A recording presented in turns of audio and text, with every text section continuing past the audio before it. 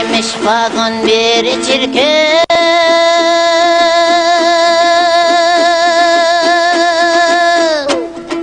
Gelip bir uçkan паровоз. 70 вагонов на прицепе. Вскачь уносит резвый паровоз. Я покидаю свой аил. Прощайте, мои Дженнилер. Yerimden gidip bırakamay Cengeler celpi kayırdı.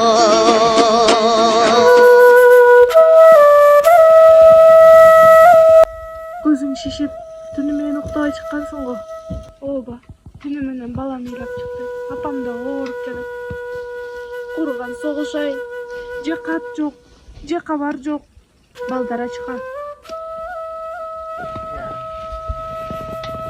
Sizler dagы жаңы баш кошкондо жарым жыл жашабай эле согуш башталып кетпеди.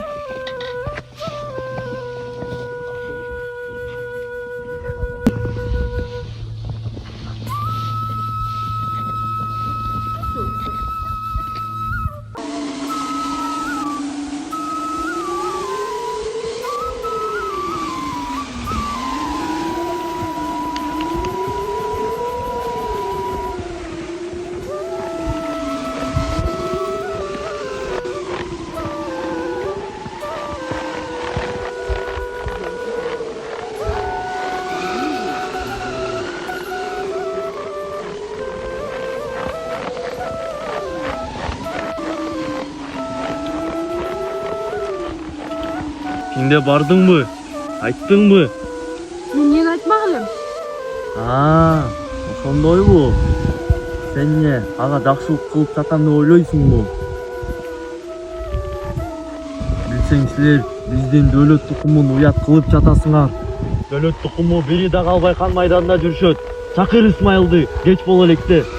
Сен менин намусума тийбегин. Качса качкандыр да, мен кайдан билейин? Ар кимге өз жаны артык. Биз сага эмне жамандык кылдык? Же болбосо, элдин баары сага окшоп, колунан айрылып келсин дейсиңби? Ошондойбу?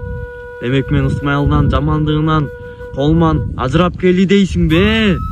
Ошондойду.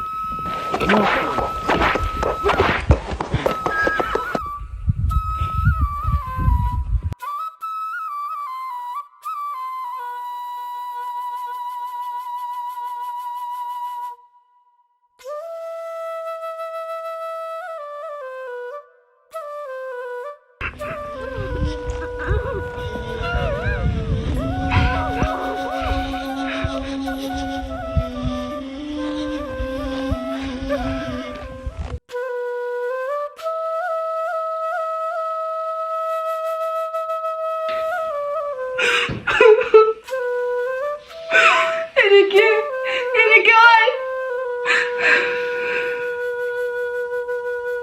Мырзакул мени урду.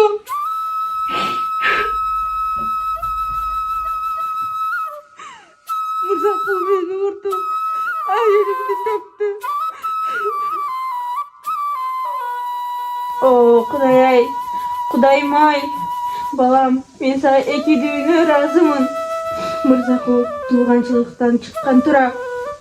Туган душман деген ушул экен да. Мен аны Исмайылга айтам. Өлгөнчө кечирбейм. Кечирбеймин, кечире албайм.